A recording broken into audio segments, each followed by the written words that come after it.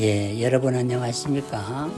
오늘은 신학특강 네 번째 지금 구약 총론에서 창세기 1장에서 11장을 지금 강의하고 있습니다.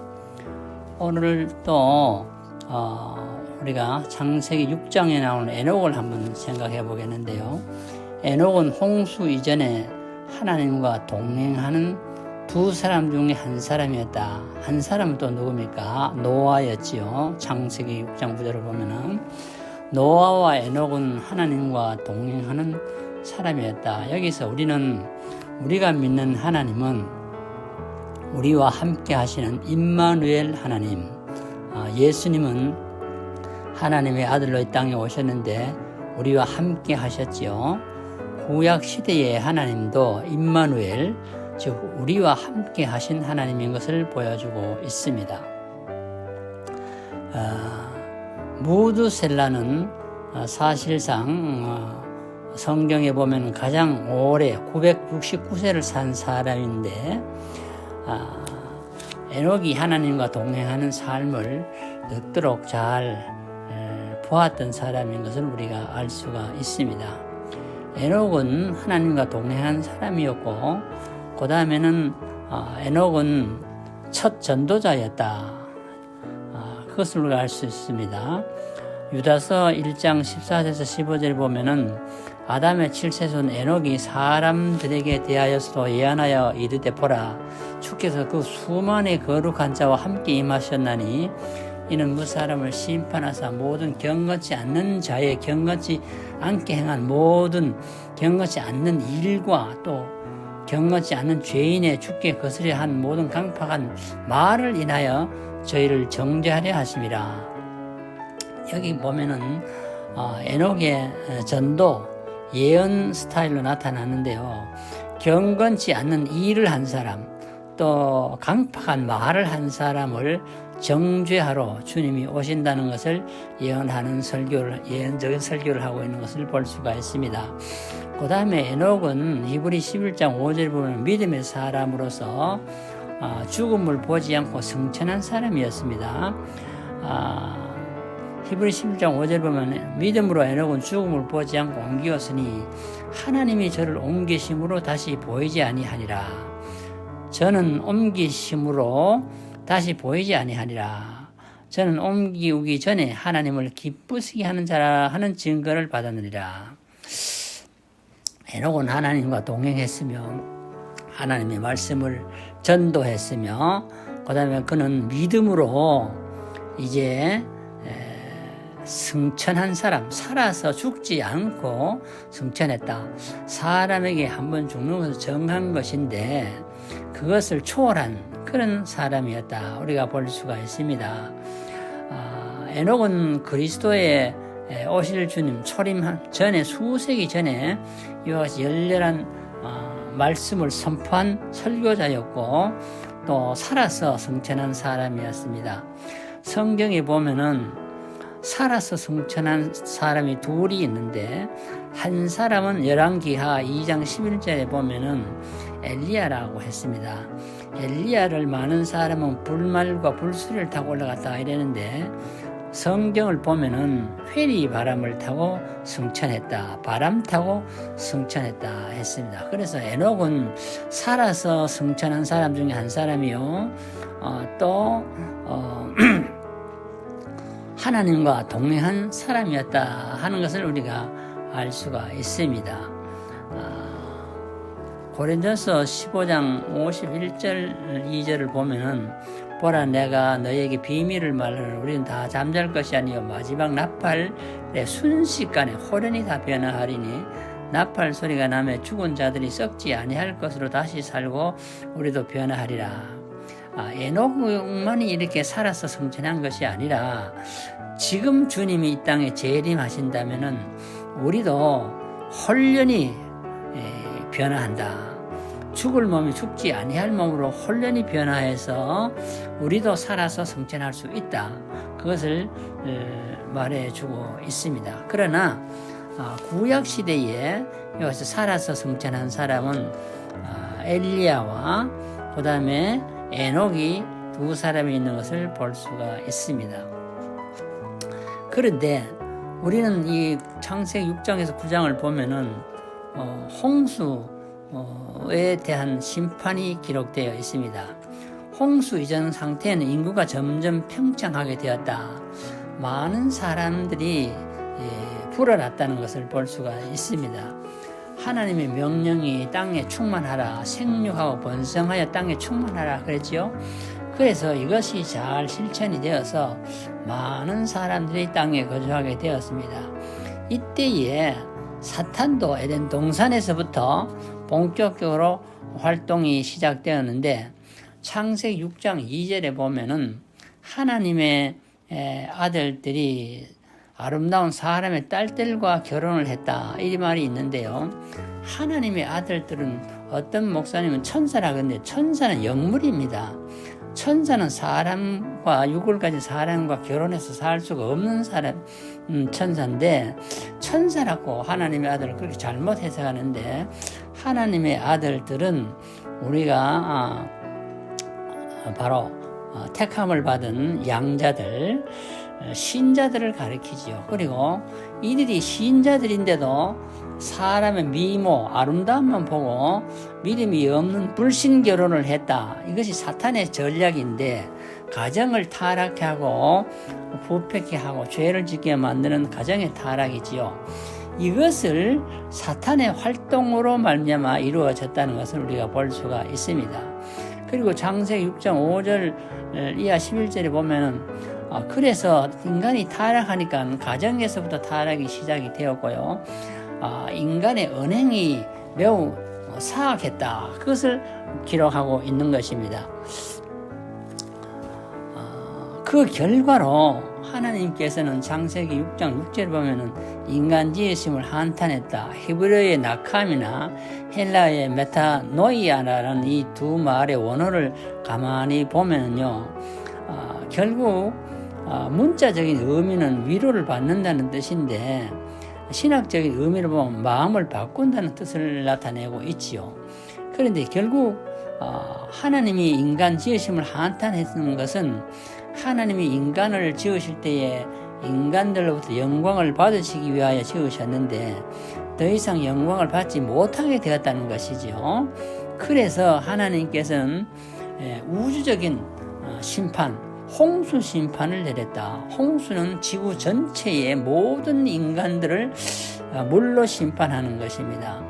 그래서 물로 심판해 인간을 멸망시키기로 결정하는데 이때부터 홍수는 이때부터 120년 후에 일어났습니다. 이 예언이 있은 후에. 그래서 창세기 6장 3절을 보면은 그런데 이 홍수를 통하여 하나님은 공의의 심판도 내리시지만은 우리가 믿는 하나님은 전능하신 하나님, 창조자 하나님, 그리고 구속의 하나님이시기 때문에 홍수 심판 가운데서도 하나님의 은혜와 자비와 긍휼을 보게 되는데요. 하나님은 노아는 하나님께 은혜를 입은 자인데 그에게 방주를 짓도록 명령한 것을 볼 수가 있습니다. 방주의 길이는 300규빗, 폭은 50규빗, 높이는 30규빗. 이 사실 300규빗이라는 것은 메타법으로 보면 약 150m가 되고요. 폭이 50규빗이라는 것은 25m, 높이가 30규빗이라는 것은 15m. 이 정도로 우리가 계산을 할 수가 있지요.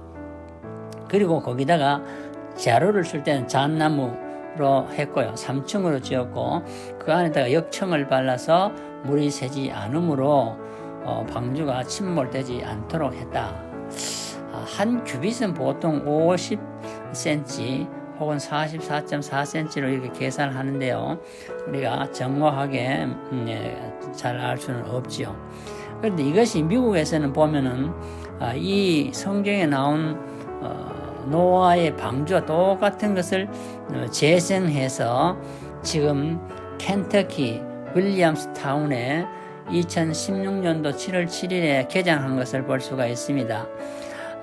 그래서 노아 홍수 때 만들어 놓은 방주를 보려면은 미국 켄터키 윌리엄스 타운으로 가면은 볼 수가 있는데요. 아크 엔카운터라고 했는데, 이 엔카운터라는 말은 만나다는 뜻입니다.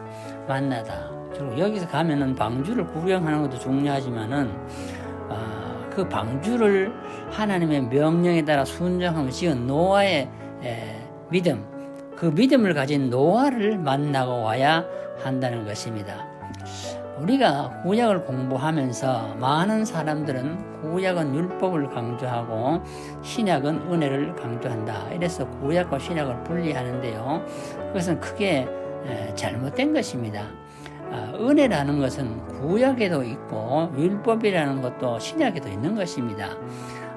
구약과 신약을 율법과 은혜로 갈라놓는 것은 아주 잘못된 그런 생각인 것을 우리는 깨달아야 합니다. 우리는 성경을 바로 배우고 바로 깨달아야 하는 것입니다. 노아는 하나님의 놀라운 은혜를 체험했다고 창세기 6장에 분명히 기록하고 있습니다. 이 은혜로 노아는 홍수 심판에서 구원을 받았다는 것입니다. 구약은 특별히 하나님의 은혜를 강조할 때에 이스라엘 백성들이 범죄하고 했을 때 그 죄인을 다루는 방법을 설명했고요.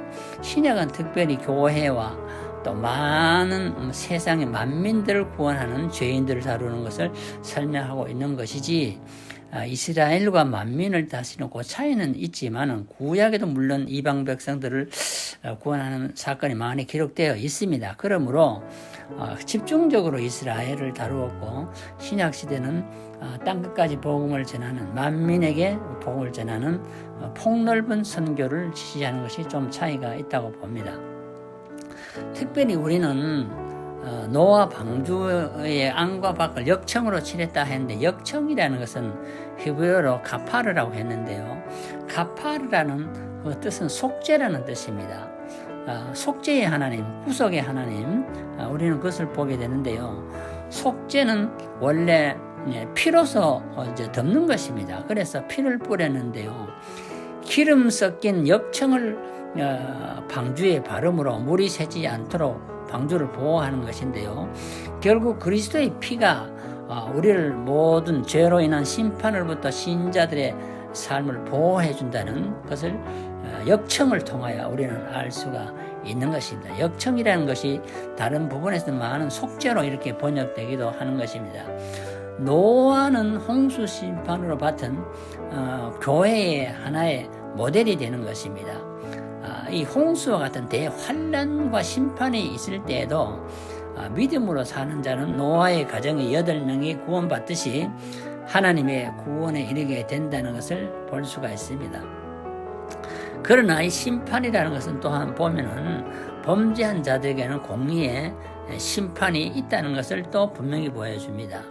하나님은 사랑과 은혜의 하나님이시지만은 회개하지 않고 범죄를 지속적으로 하는 자에게는 공의의 심판이 있다는 무서운 하나님이신 것도 우리는 꼭 기억해야 하는 것입니다. 이 방주 사건에서 노아가 하나님의 명령을 따라 순행할 때에 방주 안에는요, 모든 짐승을 암수 한 쌍씩, 정결한 것은 7쌍씩 이렇게 넣었다고 했습니다.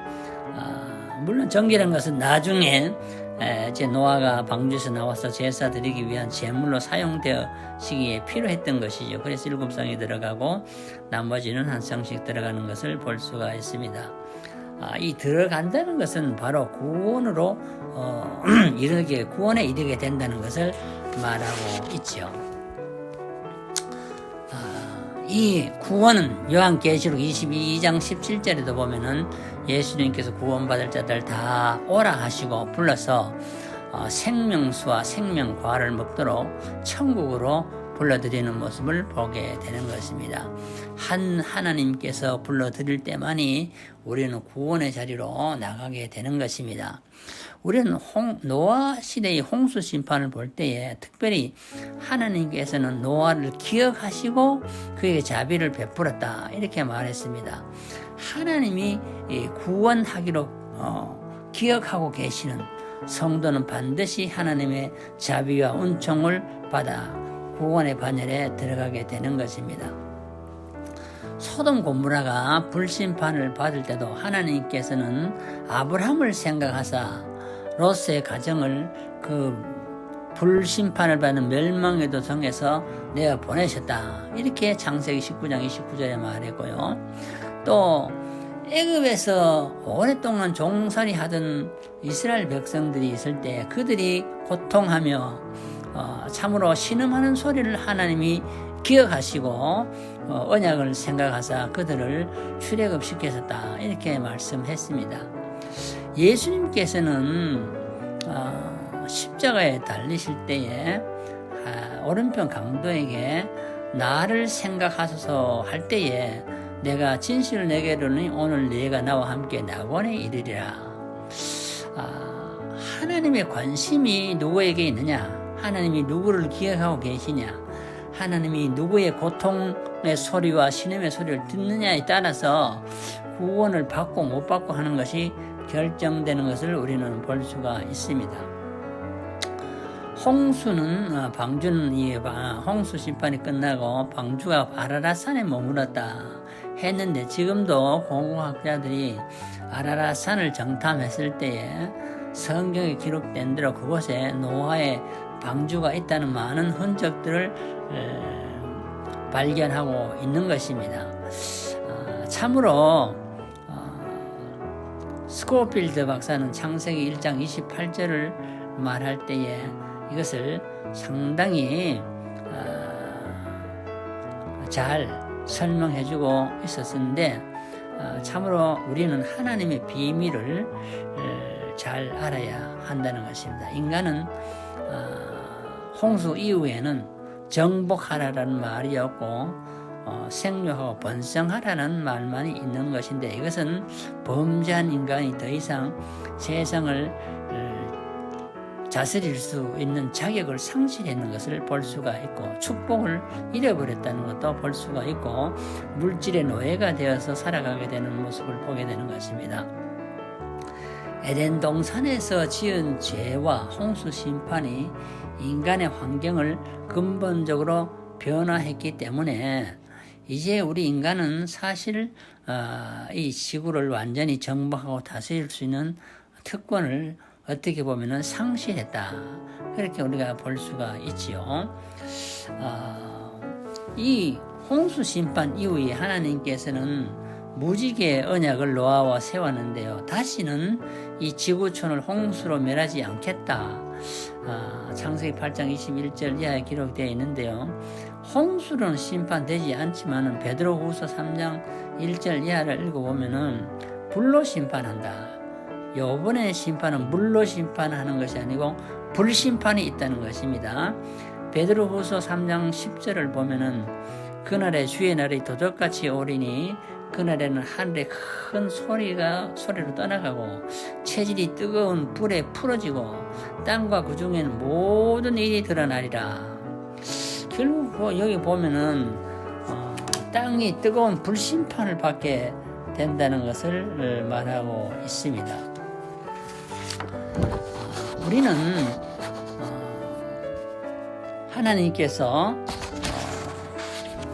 불심판을 내릴 것을 기억하고 앞으로 우리가 불신앙으로 살던 사람이 물심판을 받아서 노아 시대에 전멸했듯이 불심판을 받으면 또한 그것도 멸망에 이르는 것입니다.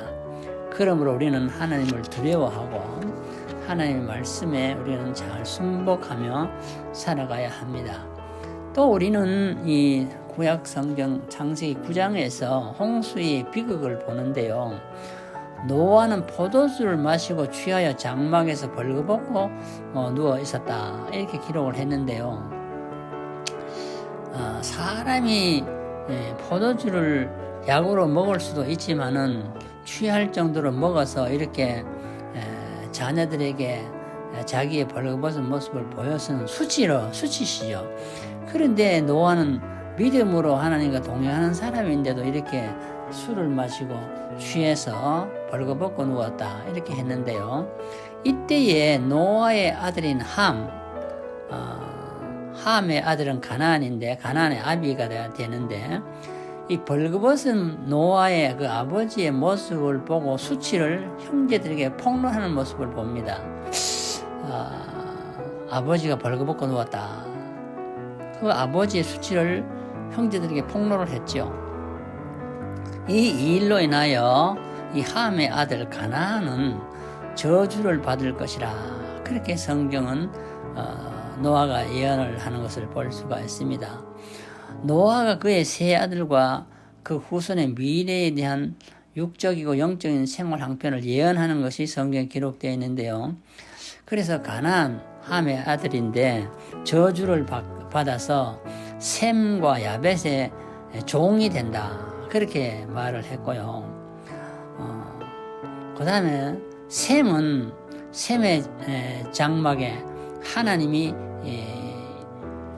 함께 하시는 것을 축복하는 모습을 볼 수 있고, 야벳은요 셈의 장막에서 복을 받게 될 것을 말했습니다. 그래서 셈함 야벳 중에 셈이 하나님 중심 족속인 것을 볼 수가 있고요. 야벳은 하나님 중심으로 돌아올 때에 그 장막이 왕성하게 될 것을 말해주고 있습니다. 노아는 950세에 죽었다고 성경을 기록했는데요. 그러니까 600세에 홍수를 맞았고 600세 이후에 350년을 더 살았는데 그때는 무엇을 했는지 성경은 기록하고 있지 않습니다.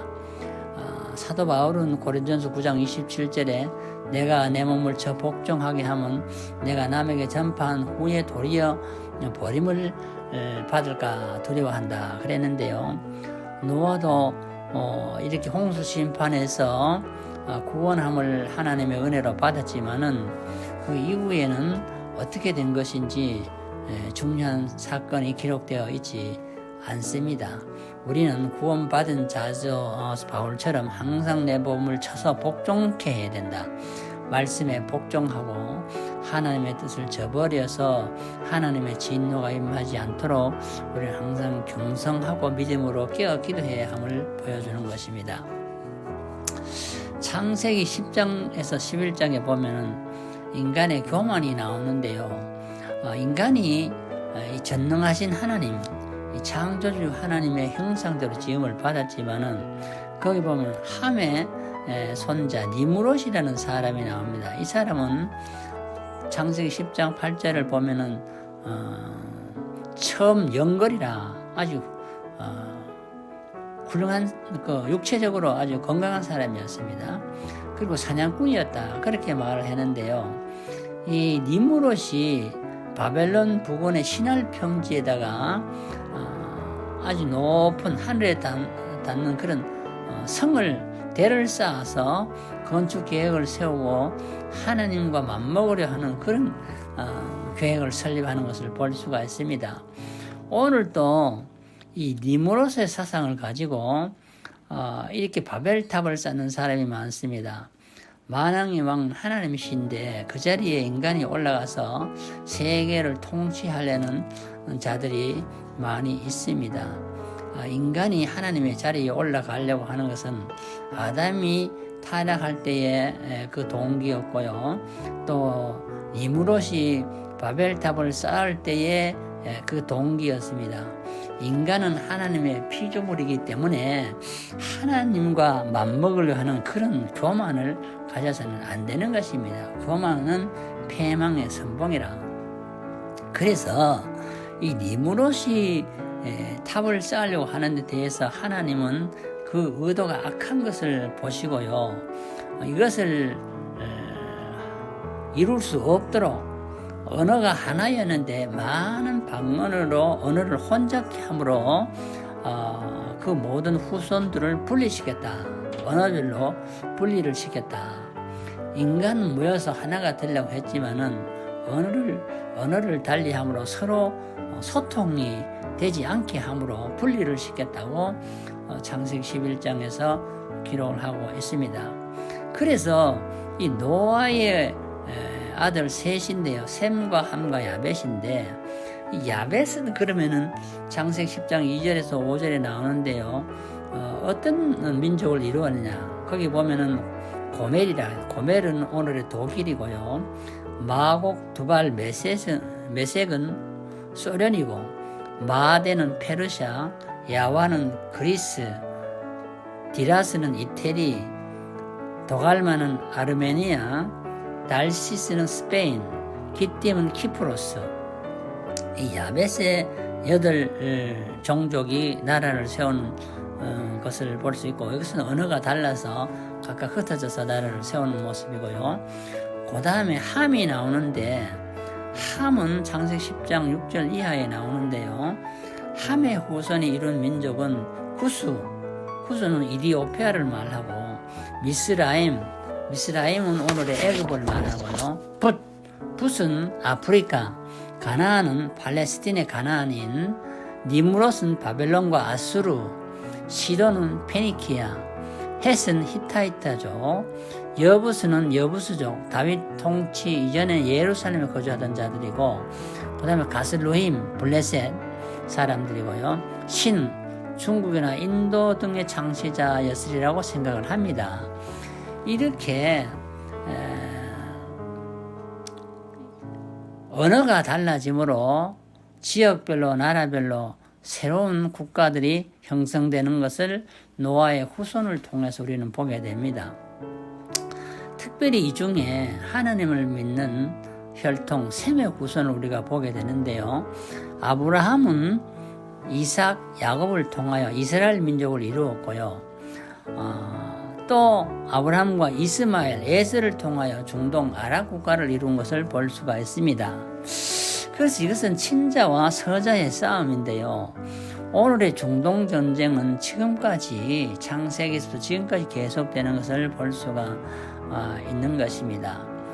창세기 6장과 16장부터 10장에 기록된 이 사건들, 특별히 9장 25절에서 28절에 있는 노아의 이 예언, 자식들에 대한 이 예언, 셈, 함, 야벳에 대한 예언은 오늘의 모든 지구촌의 인류의 언어와 국가별 이 분류가 되는 것을 볼 수가 있는 것입니다. 진화론자들은 한 마리 원숭이에서부터 인간에 나왔다고 하지만은 원숭이가 진화되는 과정을 본 사람은 아무도 없습니다.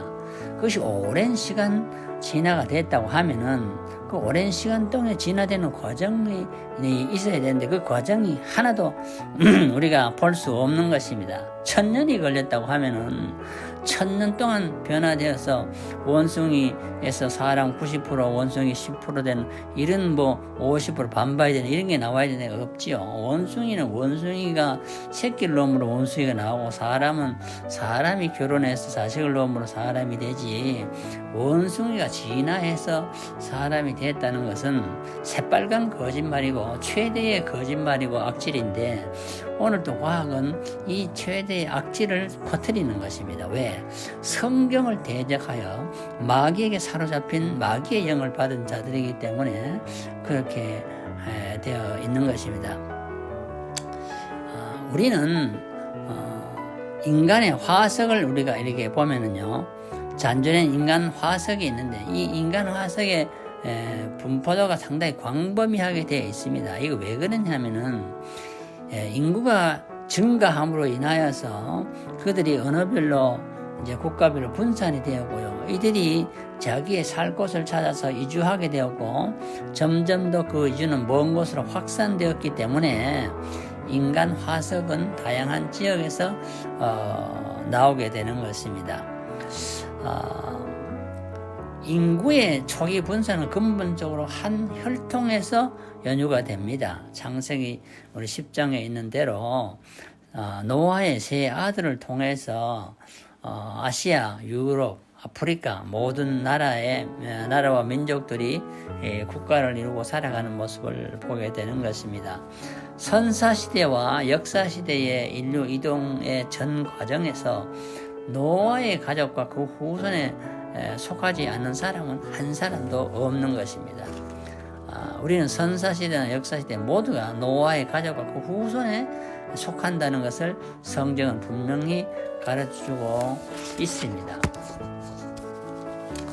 우리는 창세기 1장에서 11장까지의 이제 그 구약 개론을 보면서 하나님은 전능하신 하나님인데 하나님이 창조하신 이 우주는 얼마나 큰 것인가 우리는 생각하게 됩니다.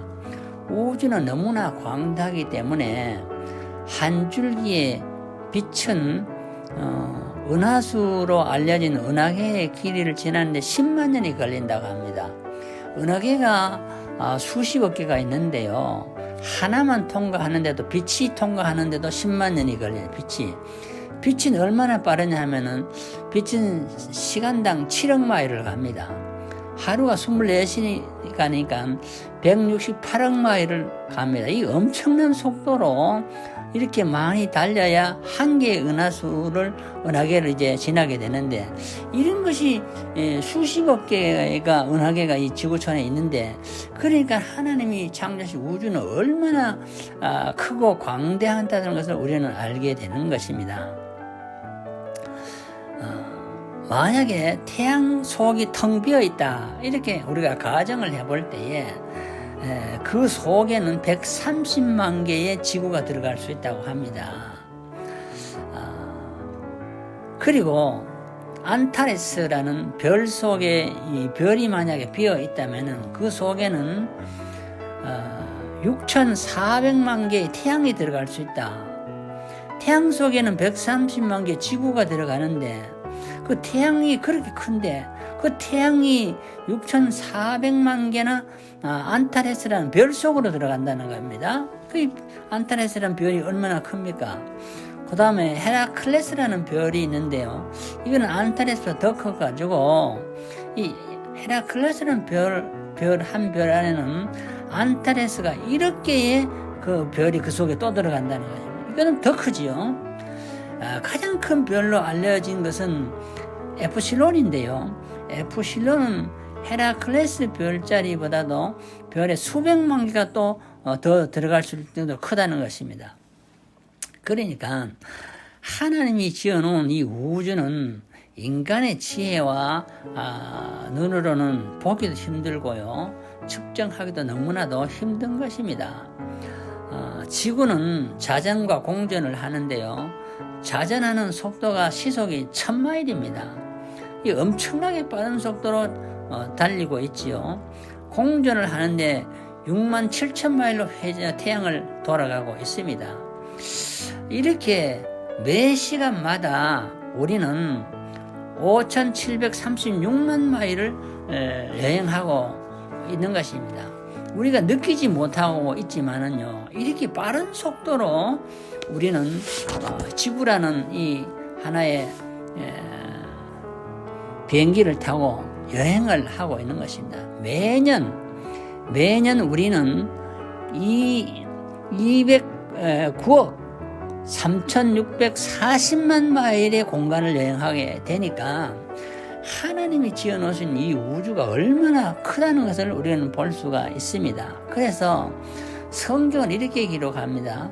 시편 기자는 시편 147편 4절에 저가 별의 수혜를 계수하시고 저희를 다 이름대로 부르시는도다. 하나님은 그 많은 별들의 수를 다 계수하시고 이름을 정해놓고 부르시고 계시는데, 그 인간은 그 많은 별들을 계수할 수도 없고 이름도 다 지을 수가 없지요. 이사야 선지자는 이사야 40장 26절에 보면은 너희는 눈을 높이 들어 누가 이 모든 것을 창조하셨나 보라. 주께서는 수혜대로 만상을 이끌어내시고 각각 그 이름을 부르시느니 그의 권세가 크고 그의 능력이 강함으로 하나도 빠짐이 없느니라. 우리가 믿는 하나님은 전능하신 하나님, 창조주 하나님, 구속의 하나님, 위대하신 하나님이십니다. 크고 능력이 강하신 하나님이십니다.